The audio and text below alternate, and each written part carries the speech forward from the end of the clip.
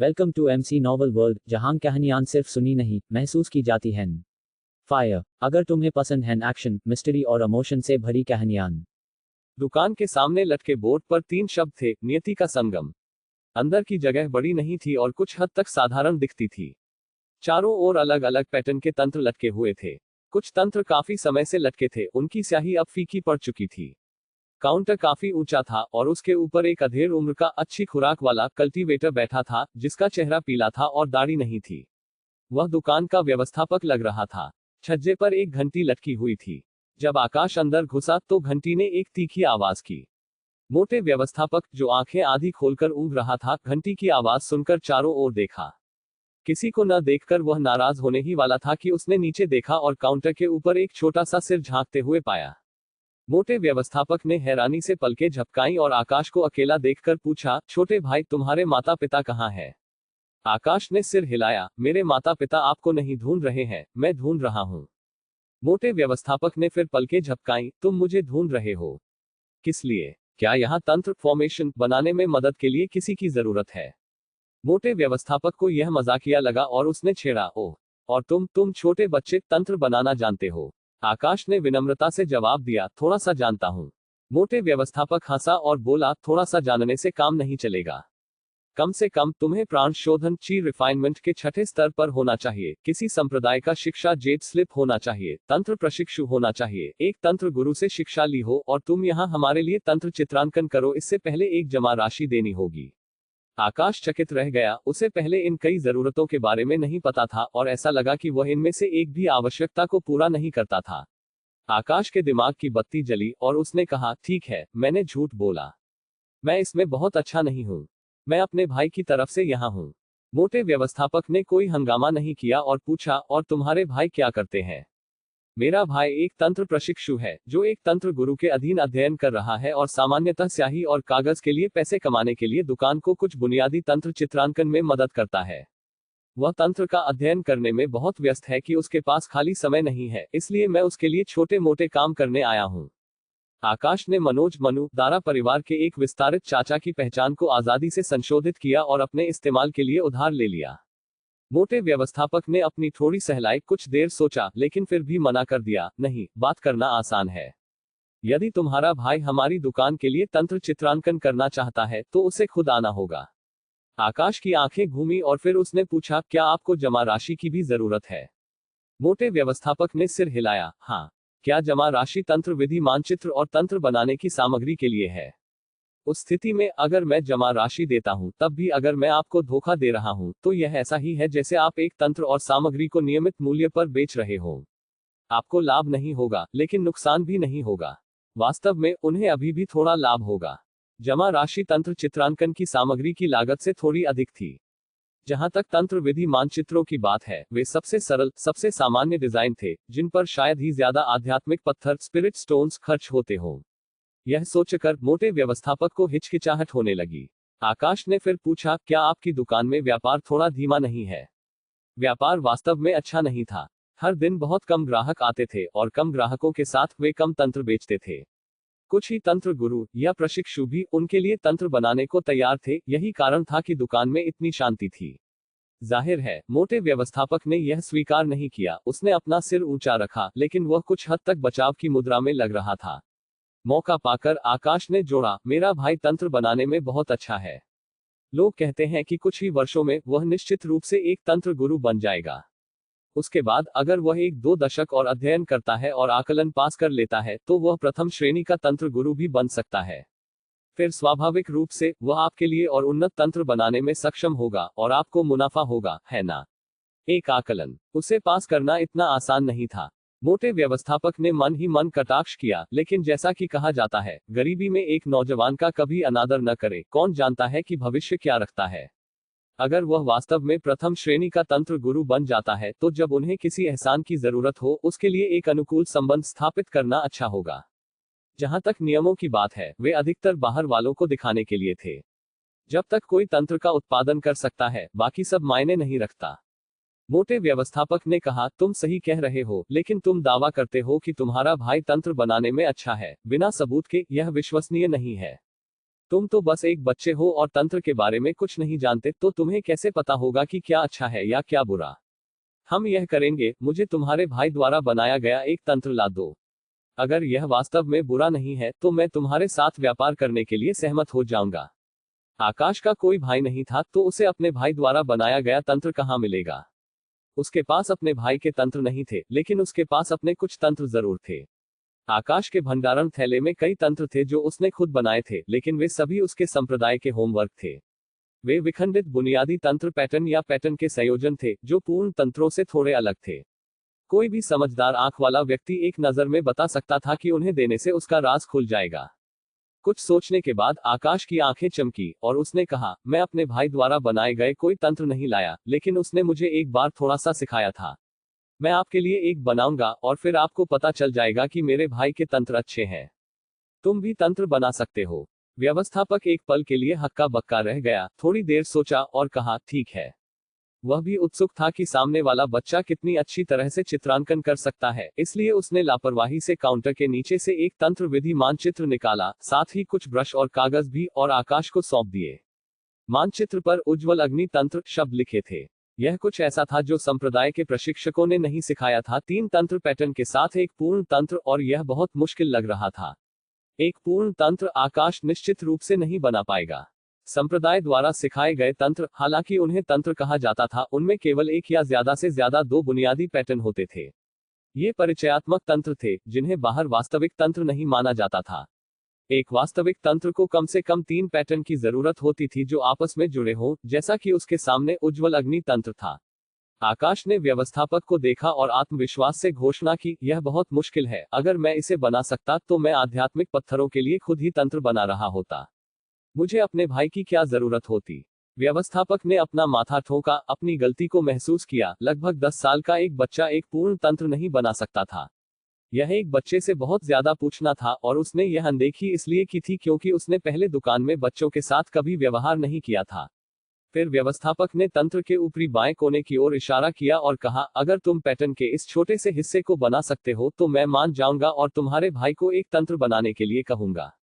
आकाश ने ऊपरी बाएं पैटर्न को देखा, राहत की एक धीमी सांस ली। यह एक बुनियादी अग्नि श्रृंखला का पैटर्न था जिसे उसने संप्रदाय से सीखा था, जिसमें कुछ अतिरिक्त जटिल बदलाव और कनेक्शन थे, लेकिन फिर भी उसकी पकड़ में था।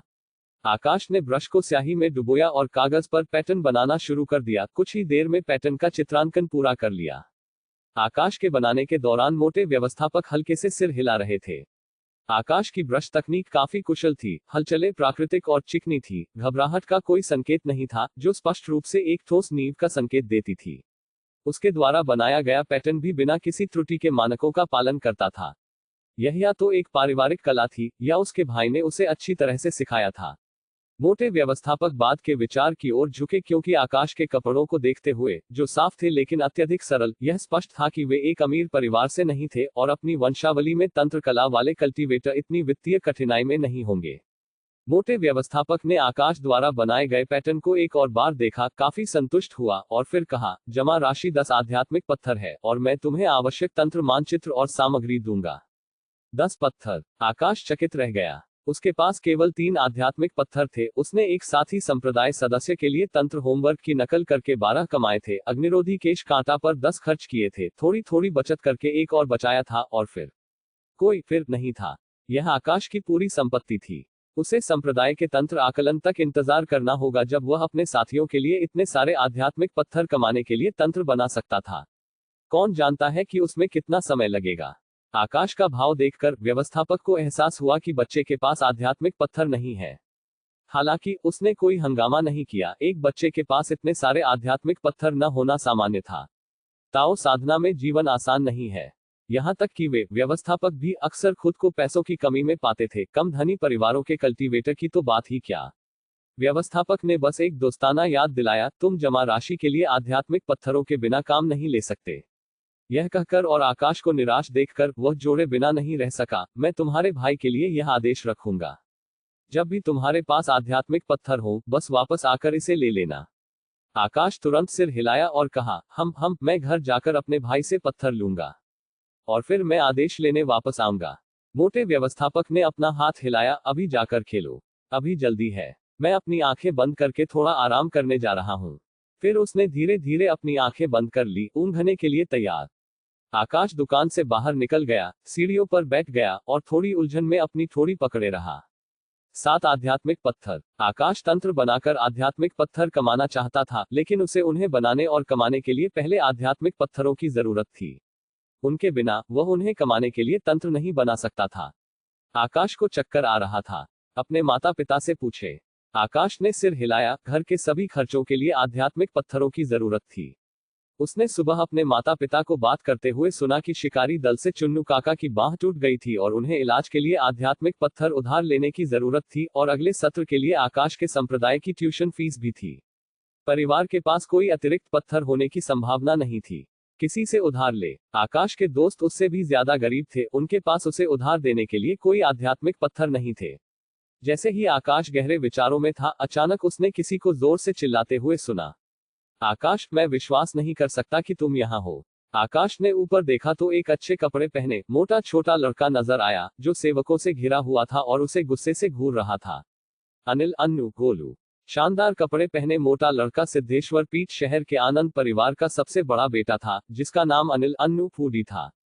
शायद उसके पिता को उससे ज्यादा उम्मीद नहीं थी, इसलिए उन्होंने अनिल अन्नू फूडी नाम रखकर धन के साथ संतुष्टि का संकेत दिया। लेकिन क्योंकि वह मोटा था, उसके साथी संप्रदाय सदस्य भी उसे चुपके से अनिल अन्नू गोलू कहते थे।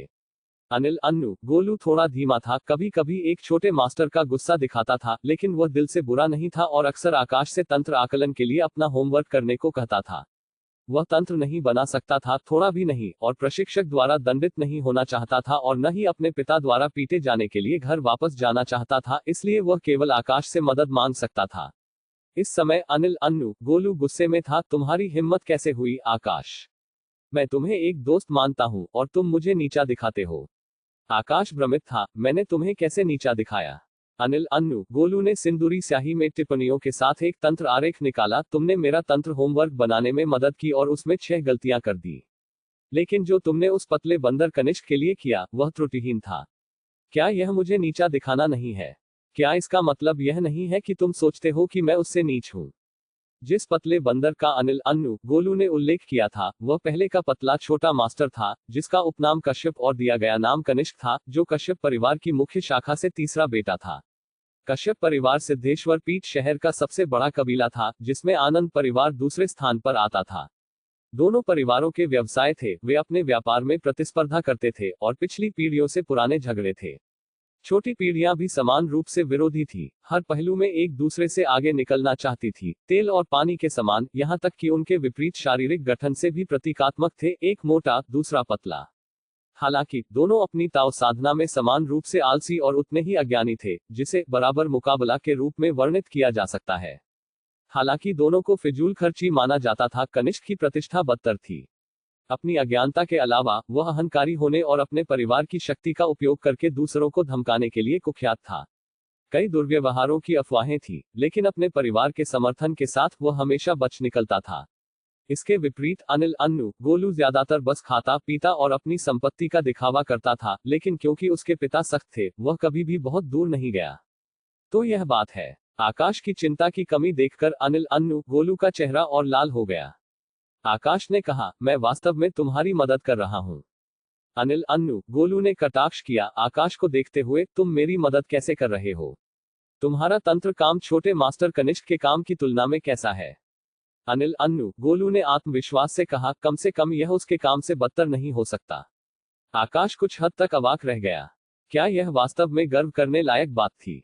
आकाश ने जारी रखा, बस यही बात है, वह अपने कौशल के साथ बिना किसी गलती के तंत्र कैसे बना सकता था? बिल्कुल नहीं। अगर मैं यह नहीं कर सकता तो वह निश्चित रूप से नहीं कर सकता। तो तुम्हें इतना पता है। क्या प्रशिक्षक भी इसे नोटिस नहीं करेगा? प्रशिक्षक हमेशा सख्त होता है और निश्चित रूप से उसे दंडित करेगा और फिर उसके पिता को मामले की रिपोर्ट करेगा। उसके पिता चेहरा खोकर निश्चित रूप से उसे नहीं छोड़ेंगे। अनिल अन्नू गोलू ने कुछ देर सोचा, यह कुछ मायने रखता है, लेकिन मैंने कनिष्क पतले को पीटे जाने के बारे में नहीं सुना है। क्या तुम मुझे धोखा दे रहे हो? आकाश ने उस पर अपनी आंखें घुमाई। पारिवारिक घोटालों को प्रचारित नहीं किया जाता है। जब पिता अपने बेटों को पीटते हैं तो वे इसे बंद दरवाजों के पीछे करते हैं। तुम्हें इसके बारे में कैसे पता चलेगा? अनिल अन्नू, गोलू ने सिर हिलाया, अभी भी सदमे में था। तुम सही कह रहे हो, जब मेरे पिता मुझे पीटते हैं तो वह कभी दूसरों को पता नहीं लगने देते।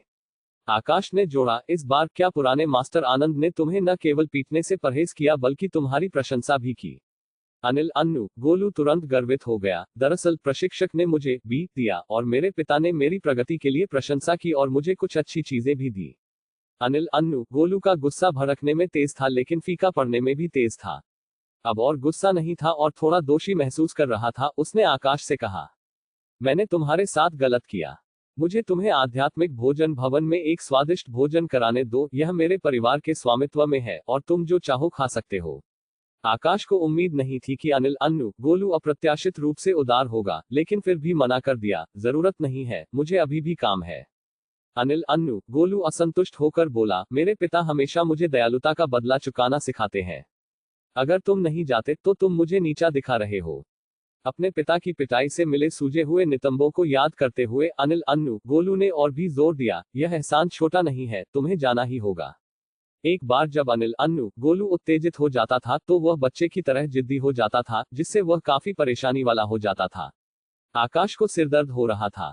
उसने तंत्र मंडप के दरवाजे की ओर देखा और अचानक कहा, अनिल अन्नू, गोलू, आध्यात्मिक भोजन भवन में भोजन को भूल जाओ, लेकिन क्या तुम मेरा एक एहसान कर सकते हो? अनिल अन्नू, गोलू ने अपनी छाती थपथपाई, बोलो, मुझे 10 आध्यात्मिक पत्थर उधार दो। अनिल अन्नू, गोलू ने माथे पर शिकन डाली, यह दिखाते हुए कि उसके पास वास्तव में 10 आध्यात्मिक पत्थर नहीं थे। पुराने मास्टर आनंद उसे आध्यात्मिक पत्थरों को बेकार में खर्च करने से रोकने के लिए उसे कभी भी 5 से ज्यादा अपने पास नहीं रखने देते थे। उसने आकाश को आध्यात्मिक भोजन भवन में आमंत्रित किया और इसे अपने पिता के खाते में डाल सकता था क्योंकि यह सिर्फ खाना पीना था, एक खाते के निशान के साथ पूरा। उसके पिता को पता चलने पर कुछ नहीं कहेंगे। उसके पिता को वास्तव में जिस चीज का डर था वह था उसका आध्यात्मिक पत्थरों को कुछ टेढ़ी और भटकी हुई प्रथाओं पर खर्च करना, बिना किसी पता लगाने योग्य खातों के अनजान और अनजाने में बड़ी परेशानी को आमंत्रित करना। अनिल अन्नू, गोलू ने अपने पास से 5 आध्यात्मिक पत्थर निकाले और फिर अपने बगल में खड़े सेवक लड़के को देखा, मुझे अपने आध्यात्मिक पत्थर दो, मैं घर जाने पर तुम्हें वापस कर दूंगा। सेवक लड़का कुछ हद तक अनिच्छुक था, लेकिन फिर भी उसने अपने आध्यात्मिक पत्थर निकाले। कुल मिलाकर 10 आध्यात्मिक पत्थर बनाने के लिए पर्याप्त थे। अनिल अन्नू, गोलू ने आध्यात्मिक पत्थर आकाश को सौंप दिए, ये लो, मुझे वापस करने की जरूरत नहीं है। आकाश ने सिर हिलाया, मैं तुम्हें कुछ दिनों में वापस कर दूंगा। आकाश ने अपने हाथ में आध्यात्मिक पत्थरों को कुछ देर तौला, फिर उन्हें ध्यान से रख लिया। अनिल अन्नू, गोलू को अलविदा कहने के बाद वह तंत्र मंडप में लौट आया, जहां अभी भी कोई ग्राहक नहीं था और व्यवस्थापक अभी भी ऊँघ रहा था। अंदर घुसने के बाद आकाश काउंटर पर दबे पांव गया और ऊपर 10 आध्यात्मिक पत्थर रख दिए। मैं आध्यात्मिक पत्थर ले आया हूँ। व्यवस्थापक ज्यादा देर तक सोया नहीं था जब वह घंटी की आवाज से जाग गया। आकाश और काउंटर पर 10 आध्यात्मिक पत्थरों को देखकर व्यवस्थापक ने आध्यात्मिक पत्थरों को उठाया, उन्हें करीब से जांच की, देखा कि उनकी गुणवत्ता में कुछ भी गलत नहीं था, सिर हिलाया और फिर काउंटर के नीचे हाथ डालकर एक भंडारण थैला निकाला।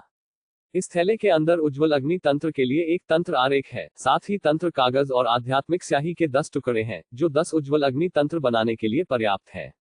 इस आदेश की समय सीमा 10 दिन है। अगर इसमें देर होती है तो पूरी जमा राशि जब्त हो जाएगी। प्रत्येक अच्छी तरह से बनाए गए उज्ज्वल अग्नि तंत्र के लिए तुम एक आध्यात्मिक पत्थर कमाओगे, लेकिन अगर तुम कोई गलती करते हो या मानकों को पूरा करने में विफल रहते हो तो तुम्हारी जमा राशि से एक आध्यात्मिक पत्थर काट लिया जाएगा। ये नियम वाणिज्य फर्म के लिए मानक है, तुम्हारे भाई को अच्छी तरह से पता होना चाहिए। आकाश ने सिर हिलाया। अगर उसने सफलतापूर्वक सभी तंत्र पूरे कर लिए तो वह 10 आध्यात्मिक पत्थर कमा सकता था, लेकिन अगर वह उन सभी में विफल रहा तो उसे 10 आध्यात्मिक पत्थर चुकाने होंगे। आधे से ज्यादा बार सफल होना लाभदायक होगा।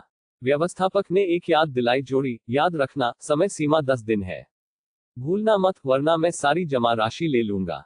आकाश ने तेजी से सहमति में सिर हिलाया, फिर व्यवस्थापक को सम्मानपूर्वक धन्यवाद दिया और चला गया। घर आने के बाद आकाश ने खुद को अपने कमरे में बंद कर लिया और चुपचाप तंत्र पर विचार किया। 10 आध्यात्मिक पत्थरों की अधिकतम आय वास्तव में बहुत ज्यादा थी। हालांकि उसने अपने संप्रदाय के साथियों की तंत्र असाइनमेंट में मदद करके 12 आध्यात्मिक पत्थर कमाए थे, लेकिन ऐसे अवसर एक साल में अक्सर नहीं आते थे। इसके अलावा संप्रदाय के साथियों के लिए तंत्र असाइनमेंट करना अंततः एक उचित काम नहीं था। कभी कभी ऐसा काम लेना ठीक था, लेकिन समय के साथ यह उसके संप्रदाय के साथियों की प्रगति में बाधा डाल सकता था। वाणिज्य फर्म की स्थिति अलग थी। अगर इसे अच्छी तरह से संभाला जाए तो वह दीर्घकालिक आधार पर आध्यात्मिक पत्थर कमा सकता था और तंत्र का अभ्यास भी कर सकता था, जिससे यह एक जीत की स्थिति बन जाती थी। आकाश ने उज्ज्वल अग्नि तंत्र का तंत्र आरेख अपने सामने फैलाया। तंत्र आरेख अन्य तंत्र गुरुओं द्वारा पहले से बनाया गया था और इसे एक टेम्पलेट के रूप में इस्तेमाल किया जा सकता था। तंत्र आरेख के पीछे तंत्र की एक व्याख्या थी, जिसमें तंत्र पैटर्न, इस्तेमाल किए जाने वाले पेन और स्याही, साथ ही ध्यान देने योग्य अन्य बिंदु सूचीबद्ध थे, जो ताओ साधना जगत के बीच तंत्र रहस्यों को रिकॉर्ड करने के लिए सार्वभौमिक रूप से इस्तेमाल किए जाने वाले संकेत थे। उज्ज्वल अग्नि तंत्र की व्याख्या में प्रासंगिक नोट्स विस्तृत थे कि अग्नि श्रृंखला तंत्र पैटर्न का उपयोग कहाँ करना है, पैटर्न को कैसे जोड़ना है, स्याही की तैयारी और स्याही के उपयोग का अनुपात क्या है। कई अवधारणाएं आकाश के लिए काफी अपरिचित थीं, जिससे समझने में कुछ कठिनाई पेश आए। यह पहली बार था जब आकाश ने एक आधिकारिक तंत्र व्याख्या देखी थी। उसने संप्रदाय में पहले जो सीखा था वह बस सबसे बुनियादी तंत्र काम था। हालांकि उन्हें भी तंत्र कहा जाता था, वे ज्यादातर शिष्यों के ज्ञानोदय और परिचयात्मक सीखने के लिए केवल 1 या 2 बुनियादी तंत्र पैटर्न शामिल करते थे, जो साधना जगत में वास्तव में प्रचलित तंत्रों से अलग था। उज्ज्वल अग्नि तंत्र की व्याख्या एक नोट के साथ समाप्त हुई। उज्ज्वल अग्नि तंत्र, अग्नि श्रृंखला तंत्र, 3 तंत्र पैटर्न शामिल हैं। प्राण शोधन के तीसरे स्तर से ऊपर की आवश्यकता है। हालांकि जिस चीज ने वास्तव में आकाश का ध्यान खींचा वह नोट के बाद लाल हस्तलेखन की एक छोटी पंक्ति थी। आवश्यक स्तर पर नहीं होने वाले अपर्याप्त दैवीय बोध, डिवाइन सेंस से सावधान रहें। आकाश, जो केवल प्राण शोधन के दूसरे स्तर पर था, भौहें सिकोड़े बिना नहीं रह सका। कल्टीवेटर को किसी भी गतिविधि के लिए दैवीय बोध की जरूरत थी। आध्यात्मिक ऊर्जा का मार्गदर्शन करना, आध्यात्मिक शक्ति का उपयोग करना, मंत्र डालना, आध्यात्मिक कलाकृतियों को नियंत्रित करना, रसायन शास्त्र, कलाकृति शोधन और इसी तरह सभी को दैवीय बोध की जरूरत थी। इनमें से तंत्र बनाना सबसे ज्यादा दैवीय बोध का उपभोग करने के लिए जाना जाता था। हालांकि यहाँ अपर्याप्त दैवीय बोध के बारे में विशिष्ट चेतावनी, स्तर प्रतिबंध और लाल स्याही के उपयोग के साथ ने आकाश को एहसास कराया कि वह पूरी तरह से अवगत नहीं हो सकता है कि उसे कितनी ज्यादा जरूरत होगी। क्या ऐसा हो सकता है कि तंत्र बनाने के लिए वास्तव में बहुत ज्यादा दैवीय बोध की जरूरत होती है? आकाश अपनी छोटी थोड़ी सहलाते हुए विचार किया। हो जाने दो, पहले मुझे तंत्र पैटर्न से परिचित होने की जरूरत है और फिर मैं आज रात शिला पर उनका अभ्यास करूंगा। उज्ज्वल अग्नि तंत्र के तंत्र आरेख को नोट करने के बाद, अपने माता पिता के साथ रात का खाना खाने के बाद और तंत्र पैटर्न से परिचित होने के लिए साधारण कागज और स्याही के साथ कुछ बार अभ्यास करने के बाद, आकाश रात 1 बजे अपने बिस्तर पर लेट गया और जैसे ही उसने अपनी आंखें बंद की, एक प्राचीन और शून्य शिला उसके बोध के सागर में तैर गई।